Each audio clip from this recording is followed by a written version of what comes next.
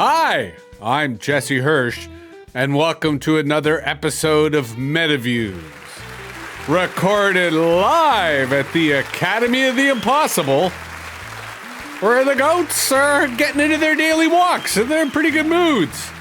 And today we got food for thought, with a ménage à trois going on with good old Mike Oppenheim and Russell McOrmond. Both have joined us once again, returning visitors, guests.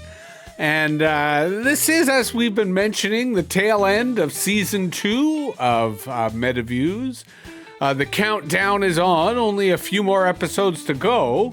And today is a more spontaneous a conversation than usual, in that we've got 2 returning guests, and this is kind of a warm-up for our salon, which will be in about a week, which will have an even larger group. So we're trying to add to the collectivity, add to the group dynamics, but we nonetheless stick to the same segment structure, which is to start with the news, and partly to promote Metaviews' daily newsletter on Substack. And today we were talking about harvesting lies and the role of disinformation in the food system.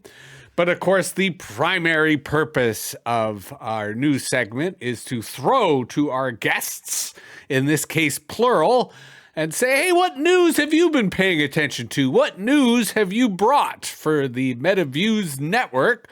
So, Mike, I'm going to throw to you first, only because you are perhaps the most averse to news. So, on some levels, this is meant to be a bit of a challenge to get you out of your comfort zone. So, what do you got for us today? Yeah, this is a subject that hits home to me for many reasons, of which people can jump to conclusions about all they want. According to CBS News, ex-flight attendant reportedly caught with 101 pounds of drugs in luggage, and it's a 3-way connection between Sri Lanka, England, and Thailand. And the 3 people who were arrested face life in jail, and one of them faces the death penalty. Okay, you want to give more context on that? I mean, Absolutely. It catches, there's a few different ways that I could read that story. My first one being presuming innocence, and wondering if it's a setup. But please, there seems like there's more to unpack in this story. Yeah, I mean, I have an angle I want to take after, but I will briefly summarize the facts. A Sri Lankan, first of all, the woman, the flight attendant, was caught in Sri Lanka, and they seized nearly 60 kilograms. I found this interesting. Potent synthetic cannabis that foreigners had tried to smuggle in this month. However, the English authorities, who had previously caught her, said that she actually had over 100 pounds of the drugs in her suitcases. It's also connected to Thailand, and they said that it's a triangle of drug trafficking, which I'm a little familiar with, not fully. One of the things that actually really, I thought was interesting is that it's a synthetic drug that also contains powerful opioids, they said. So she's mixing cannabis with opioids, and it's synthetic. They said it's perhaps the biggest drug bust at the Colombo airport. And the British media have identified the woman. I'm not going to say her name on the air. I don't like doing that. I mean, can I get into my take? Or yeah, please. Yeah. The take is the point. First of all, the cojones it takes to traffic drugs, just right there. Just like, of all the things that you could do in this world that garner risk. Second, the insider factor, the fact that it was a flight attendant. You know, there's enough movies about this, and our imagination can go crazy. Third, like I said 3 different times, it's the synthetic drug. So I find that incredibly interesting, because the definition of a drug, the definition of a synthetic drug, I find that hilarious. It's a little oxymoronic. And then third, the part that I brought up at the beginning, and I don't want to bury the lead, is these people are facing lifetime in jail. I mean, there's a lot of dynamics to these stories. I think one of them that you're teasing upon that I happen to be familiar with is the synthetic cannabis market in Britain, which is weird. And it's weird partly because it's a byproduct of making cannabis itself illegal. And for many years, there was a gray market in Britain in which you could legally sell synthetic cannabis. And this was before they realized that it had detrimental health effects on multiple levels that traditional cannabis does not. And then to your point, it was also possible for them to lace in or weave in other narcotics. So it wasn't just cannabis. You could often get it mixed with opioids. You could get it mixed with methamphetamines and other drugs. So there is clearly a market for said products in Britain, and that's why this was happening. But the other dynamic of this, and I kind of prefer the more chutzpah than cojones. The other dynamic of this is whether these individuals were acting willingly. Because most people who are in the employ of, of being a drug mule, of moving mass quantities of narcotics, are not doing so out of their own free will, and are usually doing so as a proxy for someone else. The pay is generally motivating enough for them to take the risk, but they are not the ultimate beneficiary of, say, moving that much volume. That whoever had the capital to procure such a volume is most certainly not taking the risk in transporting it. But a fascinating story nonetheless, especially here in Canada, where cannabis is legal and our industry exports quite a bit of cannabis around the world. So my take on this will be, this is why all drugs should be legal and regulated so that you don't have to have people in harm's way. Russell, I'll throw to you both for the privilege of commenting on this particular story, but also as you see fit, segueing to your own. Well, I think I will also correct the misspelling there I have in your name, because it's two S's, right? Not one? Yeah, correct. So I guess the main riff off the old, what was already said is the question about willingly and free will. There's a lot of illegal acts that are done out of poverty or other reasons, and then you can start questioning whether poverty is a public policy, and whether or not these are systemic problems, which are then blamed on individuals if they essentially get caught up in the system in the wrong way.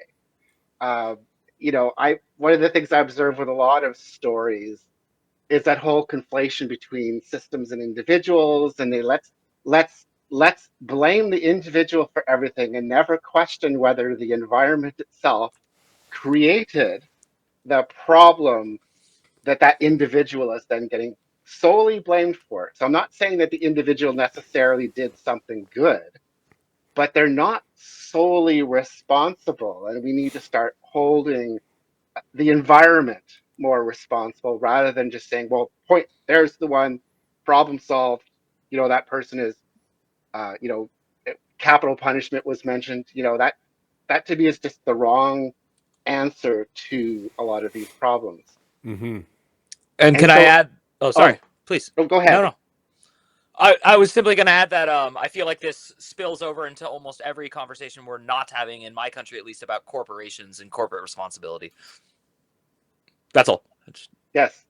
Or as one of the comments I often make is the governance, and how corporate governance is, and how how there's a corporate culture of political parties. So before today happened, and I'll get to what's happening today in Canada, downtown, I wanted to talk about corporate structures within parties that have the word Democrat or neither the newer classic Democrats, and some news stories from last week about how they weren't being very democratic. So there's a whole, the DNC wants to nullify the election of David Hogue. Hogue wants to, so there's essentially the Democratic Party has manipulated primaries for a long time. They finally moved forward with the idea that maybe they shouldn't be doing that, and of course, someone says, no, I'm not going to sign on to that pledge, because they want to reverse what the party has done in the past. They want to get rid of the old folks as opposed to protecting the old folks. But anyway, whether there's ever going to be democracy within the Democratic Party, to me, there's a lot of interesting stories there. And so to get to the so-called new Democratic Party of Canada, which is, politically, they were at one point left of the Democrats, now they're centrist and who knows what. But there's lots of conversations about how the interim leader, so the NDP has a process for determining an interim leader when a previous leader steps down, and it's supposed to involve the caucus. To me, it should only involve the caucus. The caucus should be deciding who their own leadership is, but because Canada loves the United States and wants to be the 51st state, and so 100 years ago, the Liberal Party said, hey, let's use the primary system. So now a bunch of bureaucrats within the NDP, not caucus, but bureaucrats within the corporation NDP, has decided who the interim leader is going to be. And a number of the caucus members found out about it from media reporting. So not only were they not consulted, but they weren't even informed. And there's so many, to me, again, is there going to be democracy within the NDP? Is there going to be democracy within the Democrats? On the one hand, I'm waiting for the moment where I'll regret writing that issue that the NDP is dead. And that moment hasn't come yet. And while technically and organizationally, I think you're correct in calling them bureaucrats, I prefer the phrase consultants, because consultant speaks to the corporate culture that really embodies it. Because even if they are full-time staffers with the NDP, there is a kind of culture of consultants, right? And a culture of consulting, of seeing these things as problems that need to be solved rather than processes that need to be embraced is kind of why I think they're dead and think they're a form of zombie. And I will briefly, before we close out the news segment, allude to something else you said, which is Mike, the King, is currently in town. And I thankfully am quite a bit ways out of the city. And I was talking to my partner, Jeanette, and saying, this is one of those days I'm really glad I don't live in Ottawa, because it's kind of shitty to have the king, to have a king show up. So this is a big day in Canada. Mark Carney has called in the king to stand up to Trump. You want to jump in, Mike? Yeah, I had two questions. One, I just want, for point of hilarity, I almost picked that as my news article just to be funny. I was like, oh, let me tell you Canadians something. This is fascinating. There's a king in your country. But second, I would like a clarifying question. It's related to what we just discussed.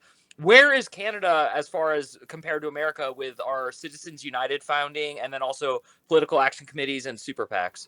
Do you have a model like that? Yeah. It varies. It's not as unregulated or unleashed. But there has always been, both sides have always raised the specter of third parties in politics and third party financing in politics.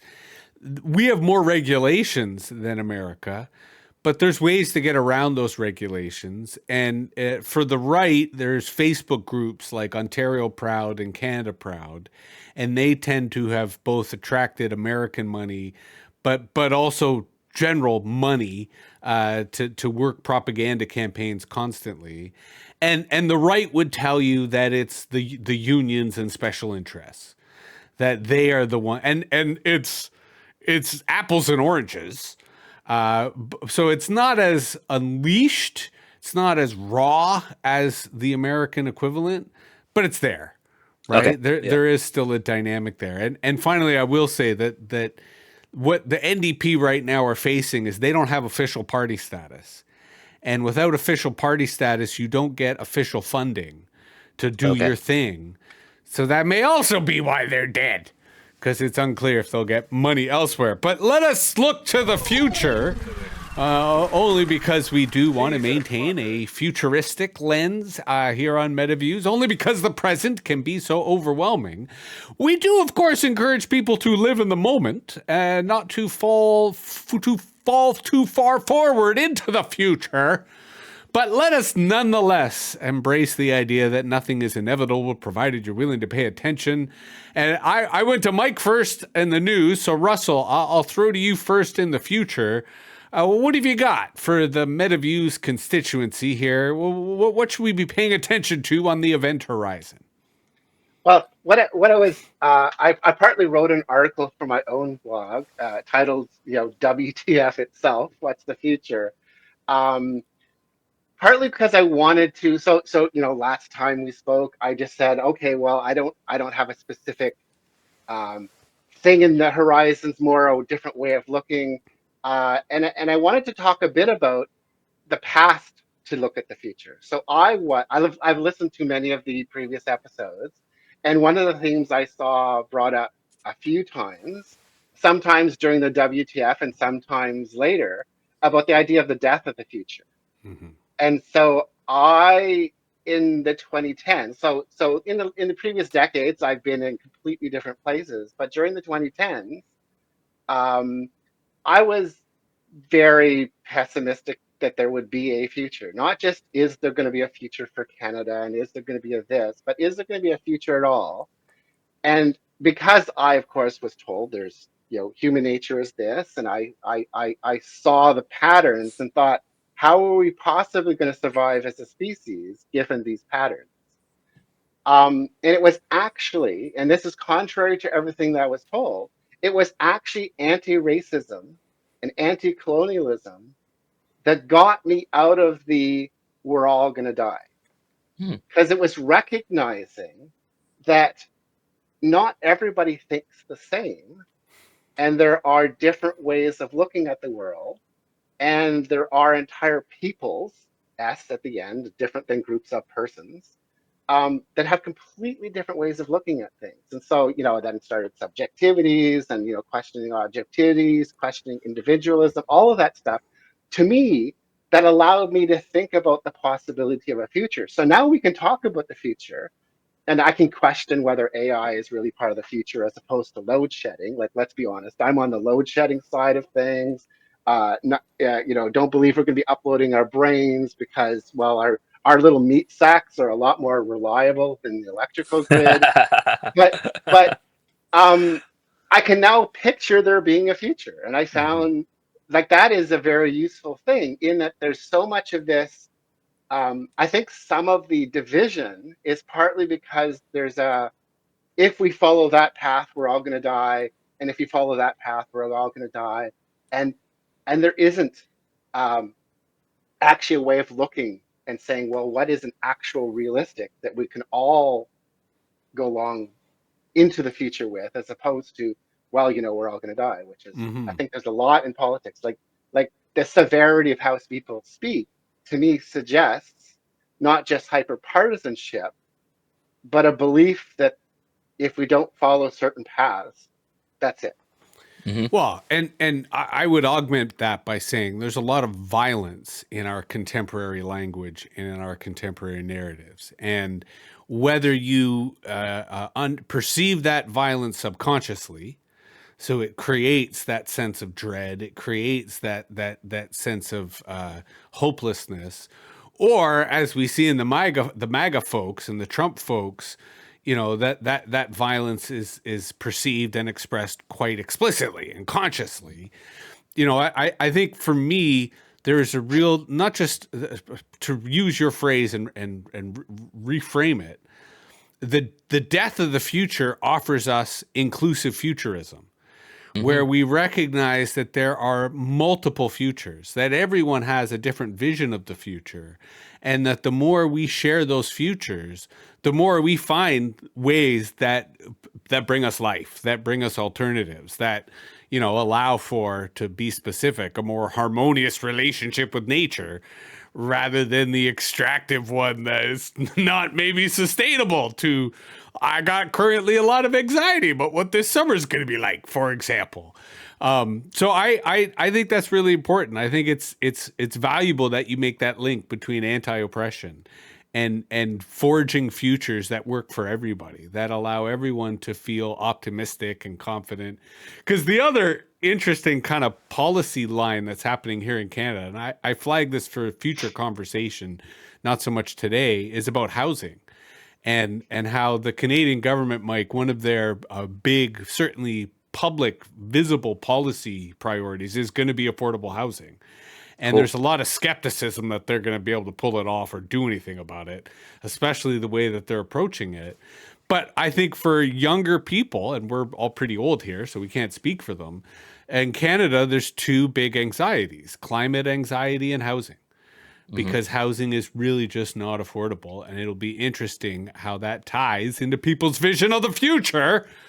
So, Mike, what do you got for us? What's on your event horizon that we should be focusing on? Sure, but can I comment on what we just talked about? Oh, and segue accordingly. Yeah, okay. I just want to briefly say, I always find it interesting too when people talk about the end of humanity, or like, is there a future for us collectively? Like when COVID hit, it was obvious within a few days of enough research being available that it was not going to decimate and kill the human race. It was going to absolutely drastically affect populations and could get to certain extremes. And I remember a lot of people still being very upset because they're like, well, what if I die? And I was like, well, that's just your existential crisis. That's not humanity's. And so I do always try to weigh these kind of conversations with a grain of salt, especially because as a young, impressionable teenager, when I read about Thomas Malthus and his predictions, whether that's apocryphal or not at this point, it did serve as a good lesson for me that experts will predict things. They may or may not be right. And even if they are right, it would not make sense to hedge all of your bets in one drastic situation or another. And so I try to live each day that way.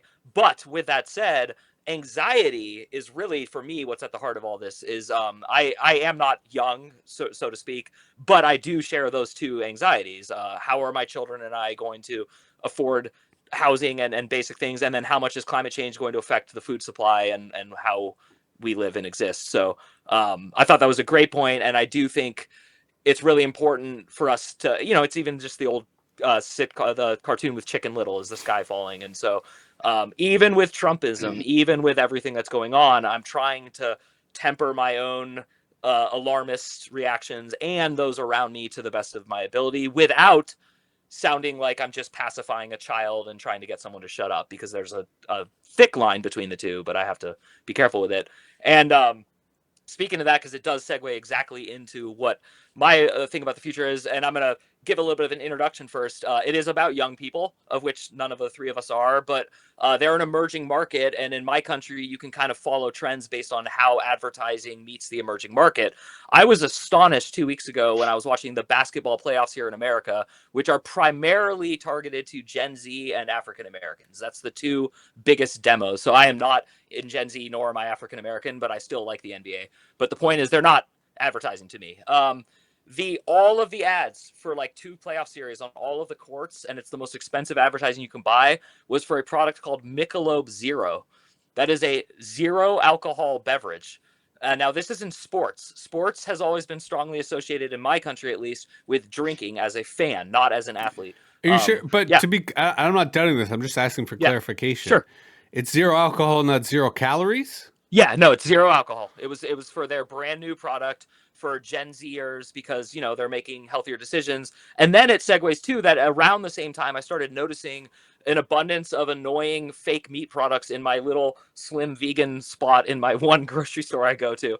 I did not stop eating animals because I need to eat fake versions of them. So these things don't apply to me, but it does touch my heart to see, again, who are we advertising to and what is coming out, what products? And so now there's several competitive environments for fake cheeses and fake meats, and that little aisle is starting to get bigger. So zero alcohol and that. And then going back to what Russell brought up and what you wrote about today, actually it came out today on Metaviews, the food supply, the honesty or dishonesty about it. And so this is where I'm going to ask a question to both of you.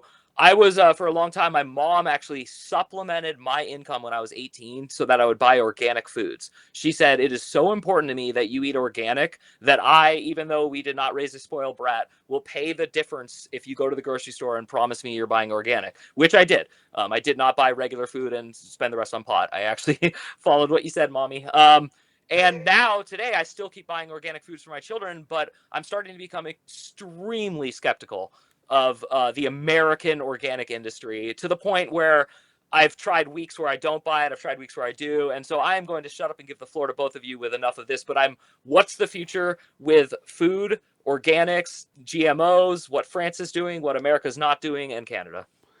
Organics is a scam, 100%. And it's been a scam for quite a long time. It's the wrong focus. right? The sentiment of your mom, which was right, was don't eat shit. Yeah, yeah. And the idea that there's some label that tells you what is shit or not is unfortunately where organics fail. So you do have to navigate the commercial food system with a great degree of skepticism. But you can find food that's not bad for you that is mass produced. Mm-hmm.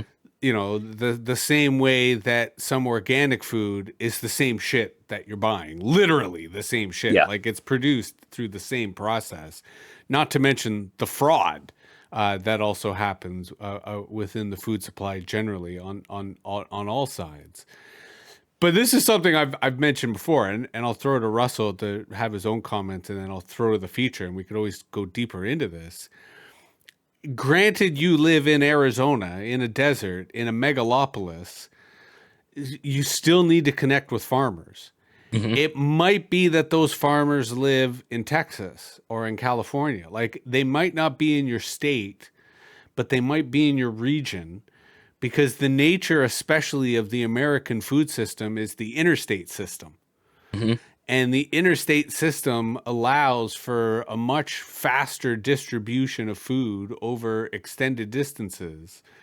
So, and I don't mean you have to be friends with these farmers. I just mean understand what their practices are as the basis of your decision making, rather than a label like organic or not organic or whatever.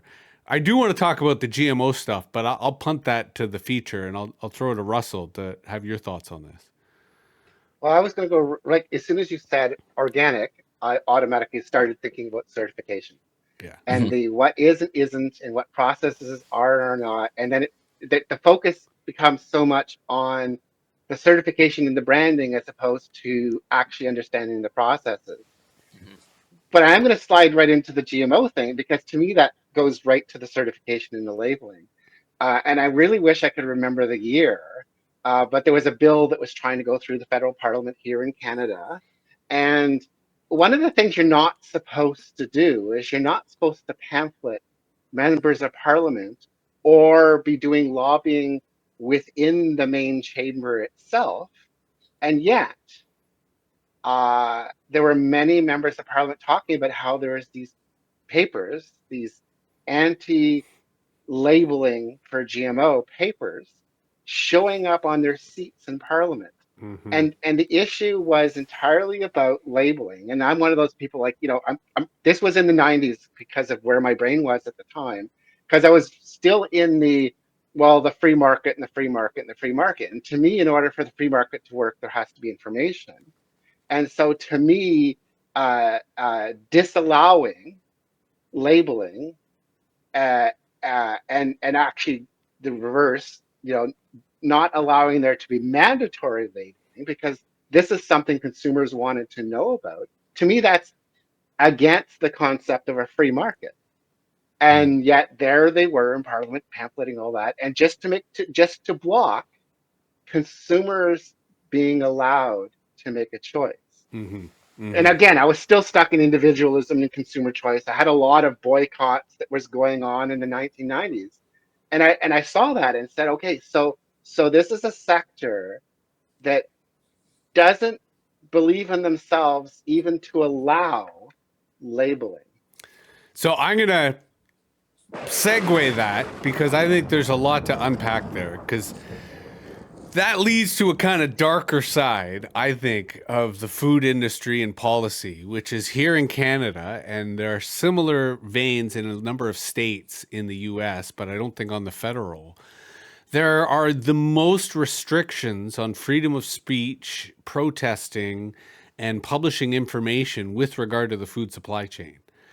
And a lot of this has targeted animal rights groups because of some of the propaganda and some of the protests and some of the events that they've done. But it speaks to a real deep insecurity within the food industry, that they are loath to get more attention. They're loath to have more information about them unless it's on their terms. And they kind of have on a communications professions a strategy, complete disengagement. Like, don't feed the trolls, don't read the comments, don't wade into the public debate. And it's allowed the extremists, it's allowed the other side, because when I say the other side, I'm thinking RFK Jr., right? I'm thinking the full conspiracy side. You know, the scientists who are genuinely concerned about this stuff, they tend to see themselves as moderates versus the big corporations on one side and the conspiracy theorists on the other. It just makes for a really shitty information environment where, you know, to Russell's point about free markets, there are no free markets when it comes to food. Like, not at all. These are very controlled, very regulated markets. And on some level, they should be regulated. It's food. We want it to be safe. But I think there is a need for greater transparency. There is a need for greater understanding. And I say this because, to bring us back to our anxiety conversation, I think I became a farmer partly because it was farmers who fundamentally changed my understanding of the climate change timeline. That scientists talk about climate change in this long-term view of cities flooding and yada, yada, yada, versus farmers said to me, we'll all be dead way before the cities flood, right? One good frost cycle in the middle of May and we will have famine.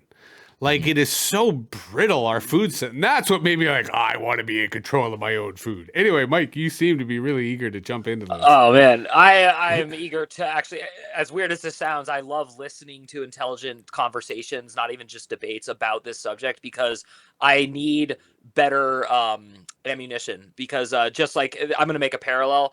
The thing I'm most sick of right now in my country is anti-Trumpers belittling Trumpers and just making the problem worse. And I feel the same way about my compatriots in PETA and other programs who like throw, things at people with fur coats. And like, it's just, there needs to be a way to break through to people that we have to make it so YouTube can't boycott videos of factory farming. Like, there has to be at least like a break in that, because that really is the entryway into ethical eating. And I like to call it ethical eating because, as we've discussed previously, I hate using the term vegan, and I also don't think it's immoral or wrong to raise and slaughter your own animals or any of that stuff. It might be. I'm not saying like I know what God's thinking if there is one, but what I am saying is I don't see really on like my level of philosophy a huge moral dilemma there. However, I do think that it's impossible for me to eat fast food at this point, and I don't even want to take my family there. And then on the notion of, this is the last thing I'm going to say, of farming, I've wanted to move and start my own farm, and the two biggest impediments to me were finances and laziness. Now I have enough to do to conquer those, but now I have a family, and then so now I have a new impediment, which is most people actually think that the family is the third requirement. I acknowledge that that's often not the case, that is a bit of a delusion. But the other dark secret of farming is labor and the labor shortage, right? And the role of immigrant labor and migrant labor, but also unpaid family labor, right? Like, that is the key to a lot of success. Yeah, so like infant mortality rates went down, and then public huge farming went up, which is ironic because the actual solution was right there. But the only thing I always want to ask you this, Jesse, and I think I have asked you, what terrifies me is you move up north in Arizona and you start this beautiful farm right where like the snow line is and the rain, and you're doing this flourishing work, and there is a frost, and it does ruin all the crops in Alabama and 3 states around it, and there's a huge food shortage. There's just a ton of hungry people with guns near me, and they're just going to come and take my stuff. So it's like this, like, I'm not planning a farm for that future, that level of anxiety. It's the level right before that, which is just, please leave me alone and let me eat like good quality food. And a few asides there, farming as a concept exists because of the technology of firearms. Like, there wasn't really farms. And here we're talking, Asia, Europe, right? Where, firearms and farming kind of came together versus farming in North America from an indigenous perspective was completely different. It existed, but completely different. So I want to contextualize what I'm talking about. But on the Great Asian Steppe, for example, it wasn't until firearms started spreading that horse people were not entirely dominant. Like you couldn't have farming because you'd get raided. And it was firearms that then allowed communities to start farming without being raided. So there is a really intimate cultural connection between firearms and farming that a lot of urban people really don't understand, that becomes clear once you are part of these communities. And then the other side is you need to be connected to your community. So the people who would come and take your food are already your friends. Yeah, right? Ahead of time is really the way to manage that. But the other subtext to this, and then I'll throw to you, Russell, to take this wherever you want to take this. So much of contemporary society's understanding of farming is factory farming. And that if we start thinking of farming in the myriad of diverse ways that it can happen, right? Both in terms of the indigenous traditions here in North America, let alone the revolutionary stuff that's happening in Latin America, Asia, Africa, all over the world, we are better positioned to deal with climate volatility. We are better positioned to deal with the extremes that climate is offering us. It's factory farming that's brittle. It's factory farming that could cause famine. And that's what we need to be moving away from towards a greater diversity, a greater kind of range of science and experiments and practices. Russell, I'm actually surprised that in the course of your life, and I get policy has been a big anchor, I'm also kind of surprised you didn't become a farmer, because I can't think of a single exception. Every successful farmer I've ever met is a systems person. Like they fucking love systems and they see themselves entirely through systems, and farming's the one place in which nobody fucks with their systems. Oh, no, I've never been a farmer. I have a different relationship to the food supply than your average urban person, but it's more from a theoretical policy side. I am one of those people who really don't like, and this is where, like you said, factory farming, and I was going to think industrial farming from a mindset point of view. The idea that you have these separate industries, separate silos, you know, the corporatization, not the incorporation, but the corporatization of these different silos of knowledge. And so you ask people in many settings, settings, so majority of the population, where does your food come from? Well, the grocery store. That to me is fundamentally dangerous. I don't have to be on a farm all the time. I have been on farms. I have never lived on a farm, but I've been on farms. But to not know where your food comes from, to me, is and the isolation and the lack of understanding that comes with that. To me, that's just dangerous, Yeah. because if you have all these information silos, then you have intermediaries that can manipulate your understanding of things. And so I wanted to go back to something Mike said, though, because I one of the things I like about these podcasts is the fact that things are allowed to have nuance, and people are not stuck in the binaries. And to me, whenever someone says, "Well, there's a binary, you have to choose A or B," Q, Yeah. Z, alpha, go Yeah. different Yeah. alphabet. Like so Meow. for instance, one of those things that I was watching while it was happening is for instance, the anti-vax movement. Now, I support vaccines, but I fully understand why there's a questioning of the industrial um, medication, industrial, like that whole way of Yes. looking at things. And to go right into, like, let's take a food supply example that has continued to bother me. It's, you know, it's from 2004, and it's a case, Monsanto versus Percy Smizer.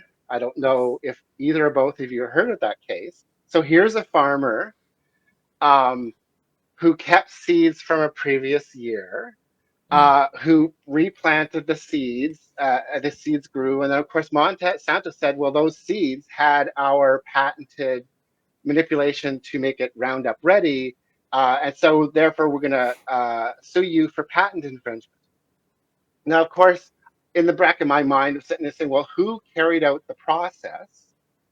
Well, when you're talking about seeds and growing and all of that, okay, so if an entity carried out the process, which is in theory what patents are about, is a process. Well, you can call it Mother Nature, Gaia, God, like whatever. That's who infringed upon the patent. If you whatever deities or thoughts you have as far as um, nature, and yet this individual again was being said, if you keep our seeds and replant them, you are now infringing upon the patent.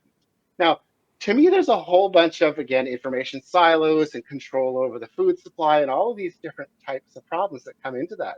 So I understand why people question, but without realizing it, you have these people that consider themselves right wingers who are hyper individualistic, disagreeing with individualism based capitalism without realizing what it is they're disagreeing with. They say, yes, there's legitimate reasons to ask questions, but then they're targeting the wrong thing. Like vaccines aren't the problem. Yes, there's a problem that all of these pharmaceutical companies are allowed to have patents on things that go into our bodies.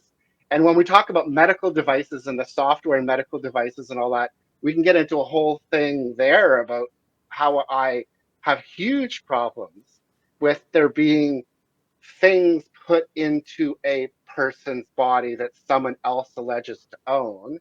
And there's movies I remember seeing, essentially somebody collecting those things when you don't pay the fees, like pulling out your artificial heart because you were late on a payment. Like, to me, there's so many huge problems there. But so I can understand why there's hesitancy, even if I think their target is wrong. But then you have the other side in this fake binary saying, oh, those people are crazy. It's like, well, actually, no.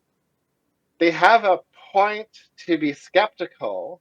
And the fact that you're not addressing their skepticism, you're missing the point. Like, there's so many people that are arguing with each other, but they're actually arguing with each other as in they're pointing at something else entirely, not even realizing that they're not even talking about the same thing. And fundamentally, that's the point of distraction, right? Which the industry plays very effectively, which many policy players play very effectively. You know, your point about trying to prevent labeling, right? That's a distraction. It's getting everyone to focus on labeling the product rather than debating the product, addressing the product. And your point about copyright and patents, I mean, I was thinking about music, right? We constantly put music inside of us that we don't own, right? And thankfully, they don't try to get it out of us. But if we start singing it under the wrong circumstances, we could be penalized. Right now, one of the big things, to go to your point about seeds and illegally planting seeds, Cosmic Crisp apples are the latest bleeding edge of GMO apples. And there are a lot of people encouraging that you buy a Cosmic Crisp apple just to take the seeds and grow the seeds so that the apple can be taken out of the control, so its reproduction can be done in spite of. But I think your point is fair, that this is a very complicated, very clouded, in which the multiple sides, to be more generous, of these policy debates are focusing on the wrong things, either due to illiteracy or due to disconnection. And I'll say one last thing before I throw over to you, Mike, in the hopes that you take this anywhere you wish. Palestinian activists in Toronto recently staged a very effective blockade of the Ontario Food Terminal, which is a major distribution point for food from producers to grocers in Toronto. And where I agree, Russell, most people, if you ask them, where does food come from, they say the grocery store. It's a level up if you say the Ontario Food Terminal. I mean, granted, it's not the ultimate source, but if you do a blockade at the Ontario Food Terminal, you are going to get attention real fast. Go ahead, Mike. We're kind of rambling, but that's okay. That's part of the beauty of us seeking nuance here on Metaviews. I think the point that you brought up, which is the hardest point for me to address and reckon with, is that we really do want people checking our food. Like, we really don't just want, hey, here's a bag of spinach, hope it doesn't have E. coli. Like, there is a real purpose to this. And as science and technology and detection measurement gets better, it only behooves all of us to have access to that and to use it. So I always have trouble because the 16-year-old me is a petulant libertarian, and he's like, hey, let everyone do themselves and let's see what happens. And then, like, even just 2 years later, I was like, oh, that guy's kind of an asshole. Maybe we can, like, find, so now I'm 43, and obviously I'm on, like, a weird side of, my children can't afford to get E. coli. My elderly parents cannot afford to get E. coli. Sure, a swath of us in the middle might be able to afford a bad E. coli, or something. No, you no, can't. really no one can. So you can't look. You can't even afford a COVID infection, but you're getting those anyway. Yeah. Because let me bring it back, and I'll throw it right back to you, Mike. Because a phrase that I wanted to also, that Russell's comments were also evoking, and this is a very fundamentally true, but fundamentally flawed and problematic phrase that is being manipulated 6 ways from Sunday, and that is food is medicine. Wow. Right? Because it's true, but it's also highly manipulated, right? It's become part of a predator-prey relationship in terms of the RFK Jr. people who are like, you don't need vaccines, you just need food. That will heal you. I want to return to an offbeat comment you made, but it's like really something I'm paying attention to and trying to study, which is this don't read the comments philosophy, because I have heard it in very reasonable circles, and I've heard it in unreasonable circles. But what I'm starting to notice is it's also tied into the apology tour. The people who did not apologize during #MeToo in my country, and also other versions of #MeToo, they're doing just fine. All the people who apologize, they are out of the picture and they're not coming back. And I'm going to relate this to the health insurance companies. Okay, but let me quickly just reframe what you said. Sure. I would refer to the people who apologized as the people who validated the cancellation frame 100%. versus the people who defied or ignored the cancellation frame suffered no consequences. Correct. And Please continue. Yes. No, that was great. And I'm glad you slowed me down and you said that, because that 100% is applicable to and the basis of what I'm about to say and saying, which is that it's getting awkward with what you just said and then how it's playing out. But what I am noticing is that corporations a long time ago knew that you just never address the actual accusation. You do whatever you can. And so I've been trying to see when United Health and other health companies were going to address this 3,000 million pound pink gorilla of, hey, some guy walked up on the way to one of your CEO's important meetings and blew his brains out. But okay, here's where I'm gonna disagree, and I'm gonna cite the position opinion discussion we had, because all those corporations have addressed that gorilla in the room. They just haven't done it publicly. They've all done it within their circles, because because you alluded to don't read the comments, and I'm obviously in favor of you must read the comments. Yeah, 100%. And Russell's point, which I thought was spot on, was even though the people criticizing vaccines might be conspiracists, there is still a kernel of truth to their sentiment that needs to be addressed within the larger policy process. And that's where I'd say you do need to acknowledge the criticism. You do need to acknowledge the concept, but you don't have to submit your position. For example, I might be fictitious entertainer, and my position is I should not be canceled. I cannot be canceled. And if I defy attempts to cancel me, I will not be canceled. But the moment that I adopt the position that, yes, I could be canceled, well, then I will be canceled because I've internalized that psychology. So that's where I'm trying to distinguish this as, to bring it back to our food conversation, I think the food industry does need to acknowledge their critics. I think that they do need to start taking on the vegans, for example, because they are seeding the ground, and in seeding the ground, they are not only drinking their own Kool-Aid, quite literally, but they are losing credibility in the marketplace. And as a consequence, the marketplace is becoming far more muddied, confused, and obfuscated, when I think most people at the table, literally, want more transparency, want more clarity, want more information. And I think, to go back to the recurring thread here, we're all distracted. We're not actually focusing on the key issues. And that's where I think, if we read the comments, if we actually took time to debunk the conspiracists and understand what they're talking about, we could find the nuance to talk about a food system that is resilient, that can operate at scale, that's not dominated by corporations, that keeps people healthy, and that is fundamentally driven by science. So therefore, safety and nutrition is a driving force rather than profit or greed or whatever it might be.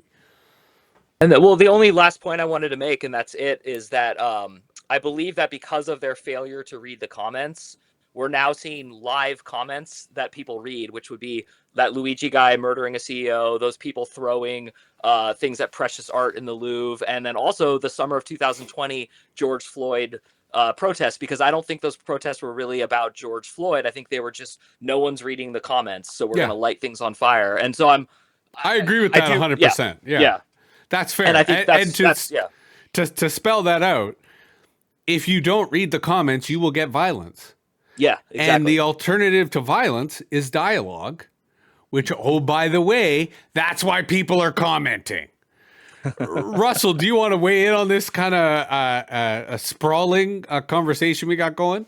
There was a lot in there. I think I want to focus a bit on the hierarchies involved. So whether we call it capitalism or corporations or any of those things, we're essentially talking about a hierarchy. And those higher in the hierarchy don't tend to want to read the comments or acknowledge the agency of those lower in the hierarchy. And I don't think those that aren't reading the comments necessarily see that in themselves, that not reading the comments is part of their where they situate themselves in the hierarchy. I'm someone that would like to do away with the hierarchies, but it's hard to articulate the hierarchy part of it separate than the individual policies. So we have a bunch of different issues here, and we can. To me, I would go through each one of them and say, well, here's the hierarchy in that one, here's the hierarchy in that one, here's the hierarchy in that one. There's a different hierarchy in each one. And to me, the hierarchy is the problem.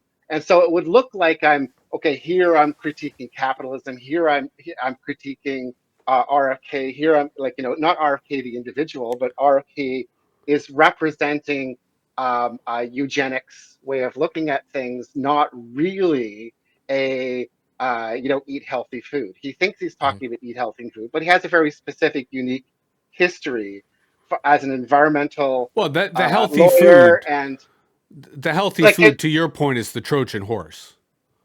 Well, I don't think in his mind. So yes, he's an individual, and he's the figurehead of a whole thought process. But his own internal thinking is inconsistent. In that, like, his unique history, comes from the environmental, as an environmental lawyer, notices pollutants thrown out all over the place with no accountability. Why is there no accountability? We can call it capitalism, we can call it whatever. There's this hierarchy that has been generated that essentially allows those on the top to have no accountability and to have everybody on the bottom have all accountability, all costs, all of that. But then he bumped into autism moms, and the autism moms explained it, how the mercury was causing autism. No, it's hereditary. Sorry. I don't know exactly where in my parents things came from. They're predeceased before I accepted my autism. But bumped into that whole, oh, woe is me, isn't so terrible how my child is autistic. But it's not really your child is autistic that's the problem. Again, it's capitalism. There's no support. There's no community. It takes a village to raise a child, and yet the village is being shot by capitalism, whether people realize it or not. individualism, all of that stuff. Well, and So we have all of that. Let me Okay. interrupt quickly, because the individualism part is crucial in terms of acknowledging the narrative of American capitalism. And the narrative of American capitalism is built upon a eugenics narrative. And that's why when families all of a sudden start realizing that their children cannot conform to the narrative that is presented to them, they have problems. And rather than accommodating those children, they seek the conformity. They seek means of trying to bend that into it. Please continue. But they're also not provided any support from the society, which is actually disabling their children. Like, it's not just but come on, as Canadians, their society doesn't ever offer support. Like, the support is never part of the narrative to begin with. But please continue. Yeah, I'm trying to avoid the. I guess I don't see. So to me, and this is going to be an uncomfortable thing. I don't think of Canada and the United States as any more different. So to me, I don't either. I was just giving you an out. If you want to say that neither society includes support as their narrative, I'm fine with that. I'm just saying. I will throw. People, I don't understand why people assume that they are entitled to support when I don't see support as part of the eugenics capitalism narrative, right? Yeah. If they want support, they should be then saying, hey, we got to get rid of this capitalism thing. And I have difficulty, to your point about internal contradictions, I have difficulty with people who try to make that argument. Go ahead, Mike. You wanted to also jump in. I just want to say I do think K through 12 education is making great strides and actually trying very hard, despite everything we're talking about, to actually enable enough IEPs and different learning curriculums for all needs and abilities of students. And it is drastically changed in the 30 years that I've been teaching and that I've seen it. It's not there. But enough parents who are individualistic actually care about their own children that it has spread. I'm going to defer that, partly because you have the authority of having two young children. But I also teach. I mean, it's two things. Fair it's enough. Not just one. Yeah. I reject everything you just said and flag that for future conversation. Sure. Because I disagree entirely. Yeah, the only point I was trying to make is that there was zero attention, and there was get out, and there was we're going to call you nasty names, and we're going to put you in a special bus in a special school. Again, that's not even at the same school. I am deferring this conversation because I still completely disagree with everything you're saying. All right, Russell, sorry, you wanted to go somewhere else with this, or Mike, do you want to go somewhere else with this? I'm not. No, I like where this is going. I like it. My bladder is full, and I do not want to open the Pandora's box of education right now. Because that is a huge element within the eugenics capitalism narrative. We were started falling apart when I was asserting that our society does not offer support ever.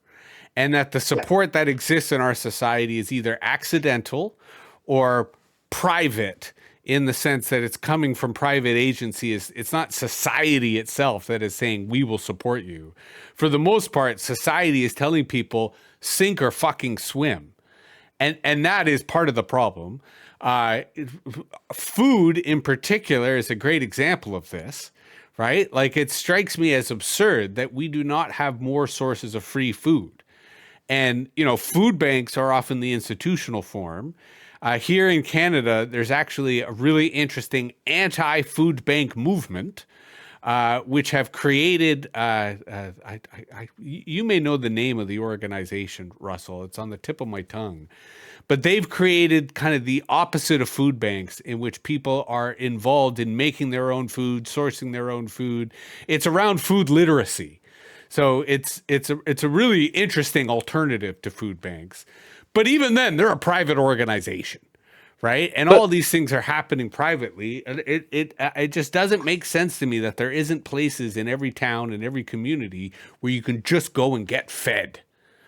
What's when you said, and it's not about education, but when you said for the most part, society tells you, why did you even say, and I'm asking this genuinely, it's not a gotcha moment at all. Why did you even say for the most part? Like, what police. Were you actually, okay. Police is the one bullshit, right? And I say this because it's bullshit. No, 'cause I was really curious. Yeah, I don't encourage people to go to the police, but the vast majority of municipal funds in every municipality goes to police, and it's on the assumption that they are providing support when it comes to security. Okay. Yeah. Right. And so in a group chat I'm in, for example, someone shot a BB through their window and they had to call the police so that insurance could pay for it. Right. So that's when I say, for the most part, society does fundamentally tell us, and I still think it's bullshit, that police is there for us as support to protect our property for those of us who are lucky to have that. I digress. Russell, did you want to go somewhere else with this? Or still with this? Well, it's hard to move away from the education piece, because to me the education piece isn't disconnected from food supply, isn't disconnected from. So there's a performance of acceptance, but then and I know that in the United States municipalities, education comes from municipalities, and Canada comes from provinces, but in general funding is going down, not really up. And so educators have more on their plate. There's more that they're expected to do, but they're not being resourced to do so. So while it's true that there's more of an inclusion and a performative level, because there's fixed or reduced funding, it's coming at the expense of other things. So my wife and I, my wife is a high school teacher, are constantly, like, one of our constant conversations is about education versus community centers, and how essentially high schools, or schools in general, in primary schools, there's a large amount of things which are really things that should be within community centers, properly funded community centers, and pretty much everything. Like, to me, if you saying that an individual is performatively, I think that's a good idea. Okay, so where's your cash? Like, if it doesn't come with, forget about cash, but just resourcing in general. If it doesn't come with resources, they didn't really mean it. It's just a bunch of words. It's just a performance. And rather than putting resources into the tools to build communities as we desperately need, like the nuclear family, individualism, all of those things have really been problematic to our societies. So there needs to be resources for these things, rather than just performatively, that would be a good idea. You, the teacher, go ahead, and you're already spending a much larger amount of your day than the average 9 to 5 office worker.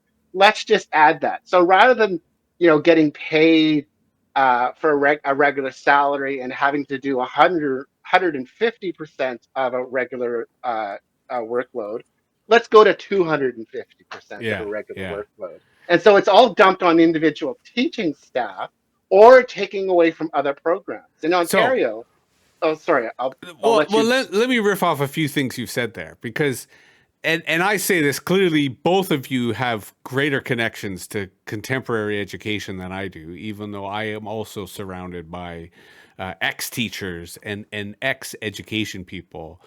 But I think you're hitting the nail on the head, Russell, when you talk about the problem with contemporary education is the individual. And the way in which the individual is not only perceived as the mechanism of delivering education, but the mechanism in which education is received. When I would love to see a scenario in which the community center and the school were merged, so that you had a campus, for lack of a better word, that had free breakfast, free lunch, free dinner, free snacks, free courses, free recreation, free music, free drama, free shop, free everything, right? So you send your kids there, right, when they're kids, but adults can hang out there too. Elders can hang out there too, right? And that is one of the anchors of society where all those needs are met. Because you're correct, I think, in identifying the extent to which we now expect teachers to be social workers when they didn't go to school to be social workers. The same way that they're expected essentially to be tech support people because technology is dominating the classroom, right? And then you have all these other dynamics. So I would love, I do think schools should be having free meals for students. Like I do think every school should have nutritious breakfast and lunch at minimum. Nutritious. Yeah, but that's the key. Nutritious, just like good food, good, healthy, natural food, 100%. Right? The same way that like every school / community center should have a gardening staff, right? Who are on call so that the roof has a garden, like, you know, like used to be growing food. Why wouldn't you grow food at the school? It's a natural farm. Anyway, I digress. I think the problem is individualism, and I think we have to be rethinking these systems within collective and community frameworks. That fundamentally is anti-American. And by extension, it would make the Canadians have the, you know, the creeps. But that, to me, is the future of education. And I'm curious, Mike, if you've experienced anything close to that in your travails through the educational milieu. Well, the only I've taught at private schools and public schools, and the experiences were not phenomenally different, despite what many people would claim. And one of the things that I will continually push back against one or both of you on is my brother's school, for example, in New York City, hired a second teacher for his classroom. That is funding. That person is doing social work with the students and helping special needs students. So I'm with you on everything except this one hang up I have, which is for me. Not for you, for me. Yeah. It's very important that I don't belittle the small efforts within the massive failure, that there are good intentions. But hold on. Let's be clear, because we're not belittling them. We're just saying... No, I said me. I did not say No. Yeah. But to use your language, we're addressing the massive failure. I agree with that, but the problem is when people lose hope and spirit, and this ties into Russell's comment, which is the other thing I wanted to talk about. Performativity still has a positive effect when the performance is performed by people who genuinely want the performativity to become real. And there is a phenomena where that. So I don't deny that, but and I am trying to wrap things up, partly because my bladder is full. No, I'm not trying to wrap up this conversation, but I am. No, I understand completely. My point is, though, we here are old, and we will leave that as a relativistic definition. Yeah, for sure. I knew in grade school the system was fucked. Okay, me too. The system is still fucked. Absolutely. That is criminal. Absolutely.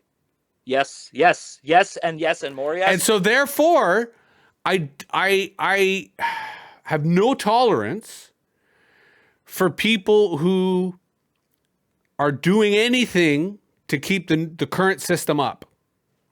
They can do things to help the people in the current system, right? As survivors and refuge.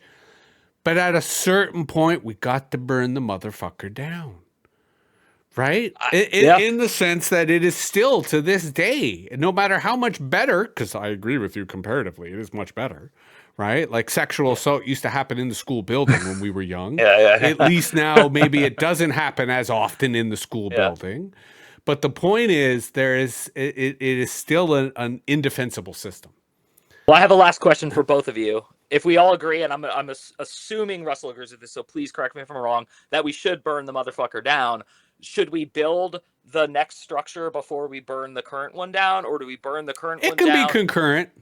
Okay, because that's the only issue, especially as a relativistically speaking older person, it is quite scary to imagine a giant fire engulfing everything I've ever known and everyone I love, and then seeing how we can build what we can afterwards. So because of the bitter animosity of...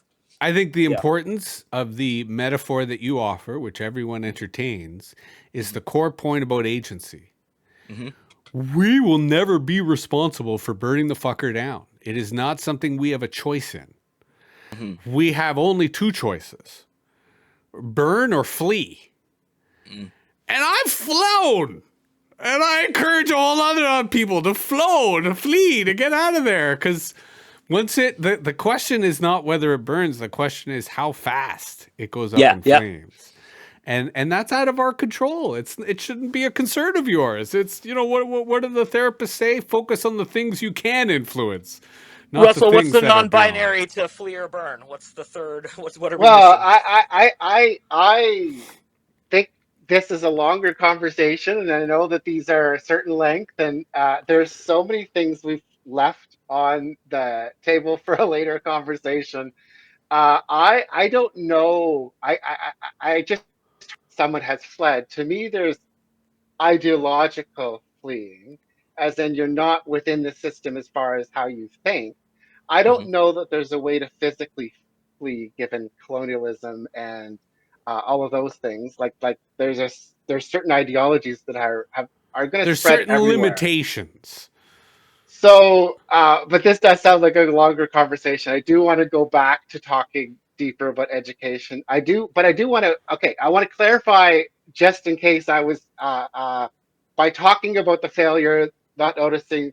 So, in like one of the narratives about autism is that we never had this in our youth, and and the reason why, of course, is that those who were not able to mask would have been institutionalized, Yes. and so it was a major threat. So one like I regularly get asked, like I'm out because I feel I have the privilege at this stage of my life.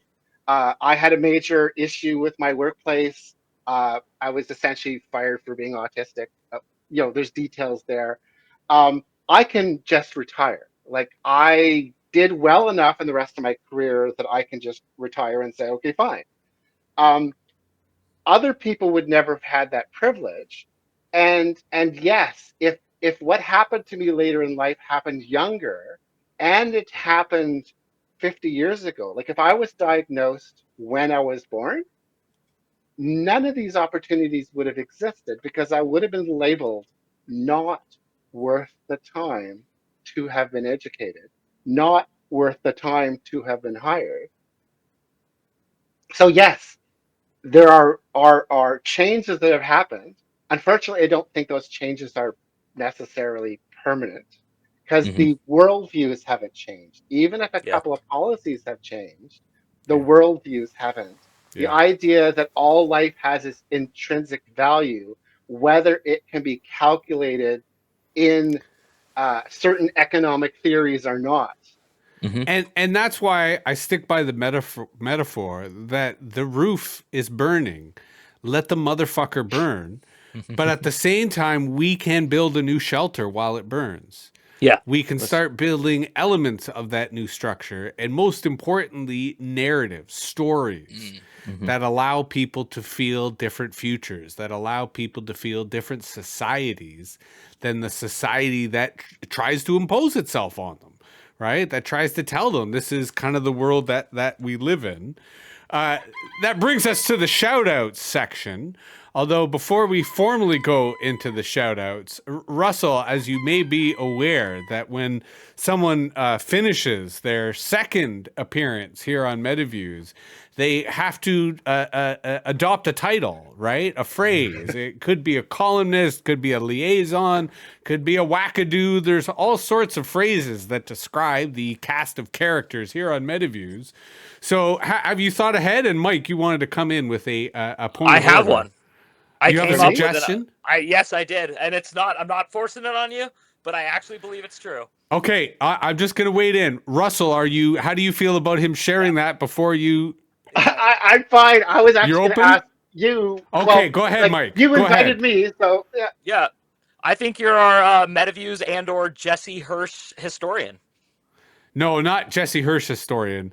Metaviews historian might be a bit of a Faustian bargain. It might be buying off more Yeah. than you could chew. I mean, the Uh, amount of articles you've cited and that I've now been able to go back and reviews, not Jesse Hirsh, maybe, but that to me but is why it came maybe up. So that's all. It was But just maybe historian is the wrong phrase because it Mhm. speaks only to the past and not the Okay. future. Chronologist, But I think scholar.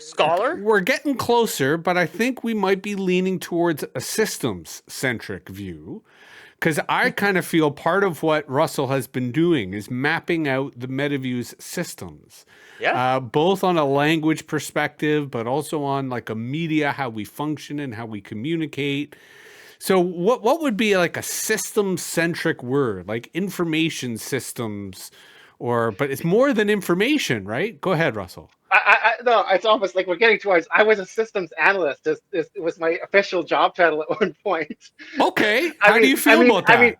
we can just leave it at that, or stick something else in front to say it's not computer systems where my brain is spending most of its time these days. Okay. Yes, I So have some you're networks right. We and need a da-da-da, preface. so okay, Systems I don't know yet. analyst. Well, we're doing it right now on the live. Intelligent systems analyst, media systems, conversational system, ideas, ontologies. Ontologists is what I was thinking. Is ontologist too much? Do you think, Russell, or what do you think? Let's sit on it, and I'm hoping we will be having more of these conversations. Okay. But here's the counter negotiation. Okay. We can let it sit, but when we start the next appearance, we have to start by deeming it that. And we're currently leading on.